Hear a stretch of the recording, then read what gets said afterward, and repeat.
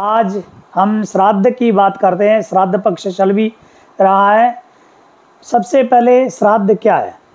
श्रद्धया पितॄन् उद्देश्य विधिना यत् क्रियते कर्म तत् श्राद्धम। अर्थात विधि पूर्वक पितरों को उद्देश्य करके जो कर्म किया जाता है उसे श्राद्ध कहते हैं। श्रद्धा पूर्वक, श्रद्धा का अर्थ यह है अपने पूर्वजों के प्रति श्रद्धा होनी चाहिए और शास्त्र के प्रति पूर्ण श्रद्धा होनी चाहिए। इस शास्त्र की श्रद्धा पूर्वक जो कर्म करते हैं वही श्राद्ध है। श्राद्ध अवश्य करना चाहिए, प्रत्येक व्यक्ति को करना चाहिए। जो व्यक्ति श्राद्ध नहीं करते हैं उनके लिए बहुत बड़ा दोष लिखा है, इसलिए श्राद्ध करना चाहिए।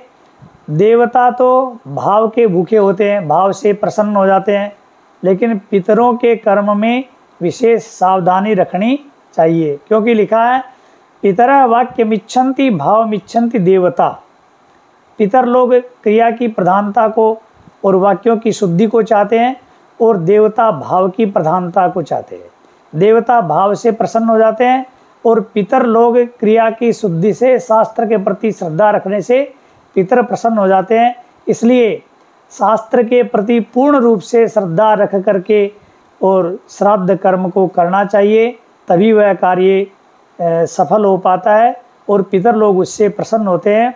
श्राद्ध में विशेष रूप से आपको दरबा का अर्थात डाब का बहुत महत्व है, कृष्ण तिल का, काले तिलों का बहुत महत्व है, चांदी का बहुत महत्व है, ब्राह्मण भोजन का विशेष महत्व है, गाय के भोजन का विशेष महत्व है, कुत्तों का विशेष महत्व है, कौवे का और चींटियों का।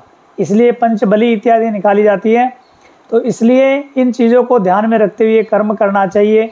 विशेष बात निषेध में ये ध्यान रखना चाहिए, श्राद्ध भोजन में लहसुन प्याज इत्यादि नहीं होना चाहिए और लोह पात्र का प्रयोग भी नहीं करना चाहिए। भोजन करवाने में लोह पात्र जैसे आज स्टील इत्यादि के बर्तन हैं, इनका प्रयोग नहीं करना चाहिए। मिट्टी के बर्तनों का भी प्रयोग नहीं हो तो पत्ते इत्यादि हो, पत्तल इत्यादि हो। चांदी का विशेष महत्व है। चांदी किसी के पास भोजन इत्यादि के लिए नहीं भी हो, देने के लिए भी नहीं हो, तो चांदी के नाम उच्चारण मात्र का भी बहुत बड़ा महत्व लिखा है।